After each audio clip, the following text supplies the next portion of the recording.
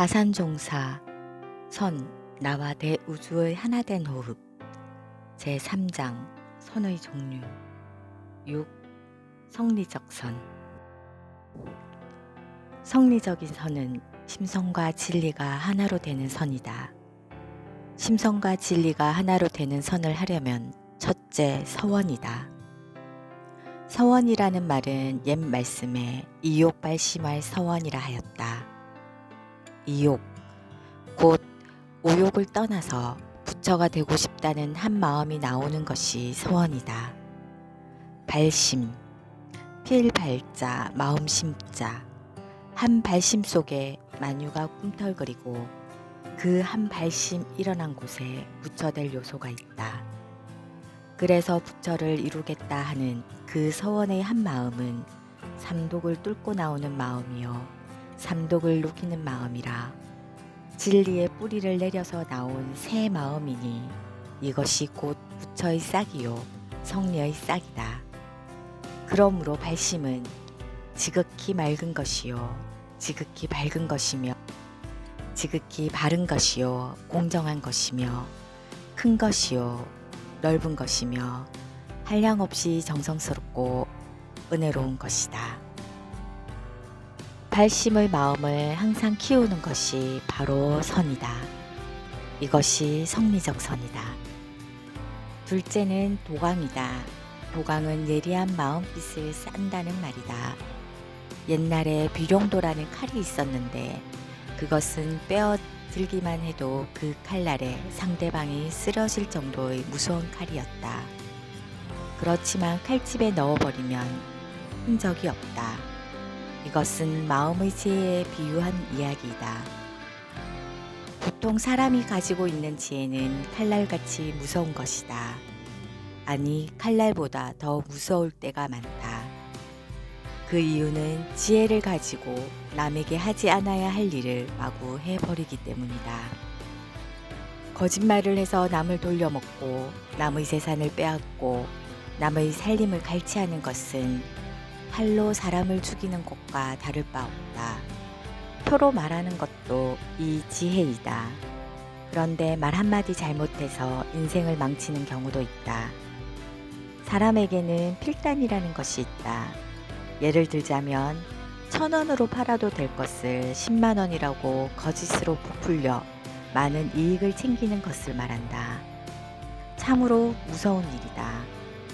어떤 회사에서 재정을 맡은 사람이 필단의 행위를 했다면 그 결과는 어떠하겠는가? 필단은 무서운 것이다. 세상에는 이러한 사람도 많다. 또 예를 하나 더 들자면 어떤 사람이 정치적 요직에 있다고 하자.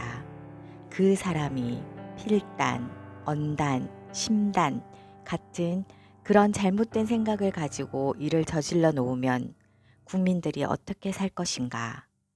천진스런 국민들은 어찌 살 것이냔 말이다. 이러한 경우에 설력을 얻은 사람이 많이 나와서 설력으로 그러한 것들을 감싸야 한다. 도강이라 칼집으로 지혜를 딱 잡아서 넣어버리면 흔적이 없다. 사람의 지혜도 그런 것이다. 선이란 다른 것이 아니다. 이런 이치를 알면서도 그러한 지혜가 나오면 깜짝 놀라 부처님께 용서를 빌 수 있는 사람이 선을 하는 사람이다. 만일 거짓말을 잔뜩 해놓고 태연하게 거짓말을 하나도 안 한 듯이 하다가 결국 그것이 발각되면 또 변명으로 그 거짓을 합리화시키려 애를 쓰다 2중 3중으로 죄를 짓게 되는데 이러한 사람은 잡선을 하는 것이다. 자주 마음을 도둑맞는 도둑놈이 된다. 그러니까 성리적 선을 해야 한다. 인과의 이치가 무엇인가? 죄 지으면 죄 받고 복 지으면 복 받는 것이 하나도 거짓이 없다. 봄에 콩을 심으면 가을에 콩을 얻는다. 감각 없는 땅에 콩을 심어 놓았건만 가을에는 콩을 한 줌 얻는다. 이것은 나타나지 않아도 다 아는 이치이다. 무형의 공간에 한 마음을 잘 심어 놓으면 영생의 복을 받지만 잘못 심어 놓으면 영생의 죄를 받게 되는 것이 고리도 틀림이 없다. 선 공부를 하면 겉으로 어리숙한 것 같아도 내면은 더욱 철저해진다. 이것은 삿됨을 품을 줄 모르기 때문이다. 그러나 선을 하지 않고 한번 마음이 삐뚤어지기 시작하면 늘 삐뚤어져 있다. 그러므로 선으로 마음을 다스려야 하며 이 선을 오래도록 계속할 때 결국 마음을 다스리게 된다. 바르게 되면 안으로 밝아진다. 칼집에 딱 싼다는 말은 지혜를 모아 놓는다는 말이요. 그 지혜를 깊게 감추었다는 말이다. 감추고 또 감추면 안으로 밝아진다. 안과 밖이 없는 것이지만 진리 자체는 안과 밖이 없는 가운데 또한 안이 있고 밖이 있다. 현실 세계와 이상 세계나 외면의 공부나 내면의 선 공부도 양면이 밝아지면 결국 그 마음이 태양처럼 밝아진다. 마음이 밝아지면 영안을 얻는다. 영안은 곧 영역으로서 이 영역을 얻으면 자성의 지혜가 열린다. 자성의 지혜가 열리면 법지가 열려 비로소 견성과 도통을 하게 되어 후생길이 다 열린다. 내가 생활에 가는 데에 사리간의 환이 밝아져서 모든 것을 알게 된다. 안으로 영성이 밝아지면 사람을 보는 눈이 생긴다. 사람을 쓸 때에도 이 사람은 우리 회사에서 일하면 앞으로 운영이 잘 되겠다 하고 사람을 바로 볼 줄 안다.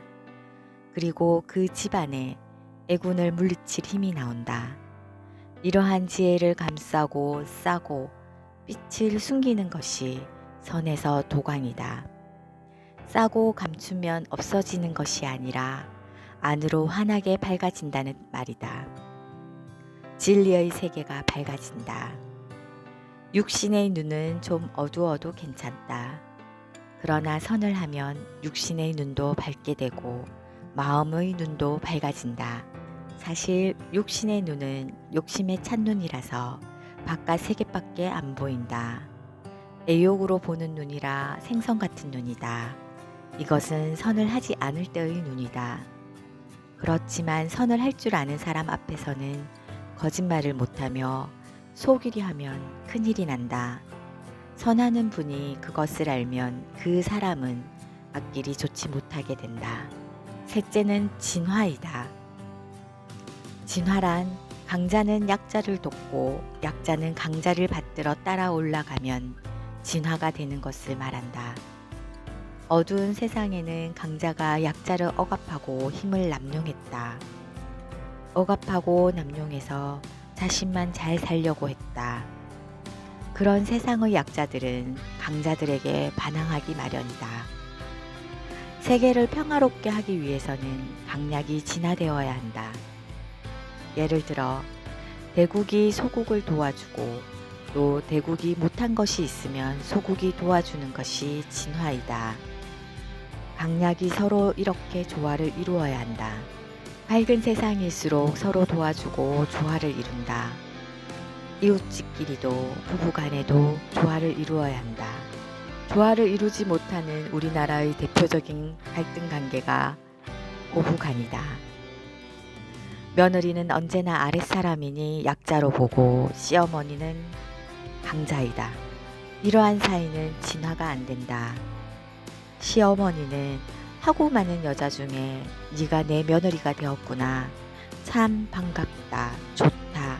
너는 내 딸이다 하면서 그 가문을 위해 나아가도록 자꾸 지도한다. 그러면 며느리도 친정어머니 같은 어머니이시다 하고 받들며 좋아한다. 이것이 강자 약자의 진화이다. 가정으로부터 사회, 나아가 국가, 세계가 전부 이 진화의 법을 써야 한다. 그래야만 막히고 걸릴 것이 없으며 더욱 싸울 것이 없다. 이와 같이 선 중에 성리적 선을 닦아보면 한 사람도 못 사는 사람이 없을 것이다. 서원은 불심의 종자이요 도강은 불심의 지혜이다. 결과적으로 서원에 바탕하여 도강 공부로 선을 하면 모두가 진화를 이루게 되고 성리적인 선을 실천하게 된다.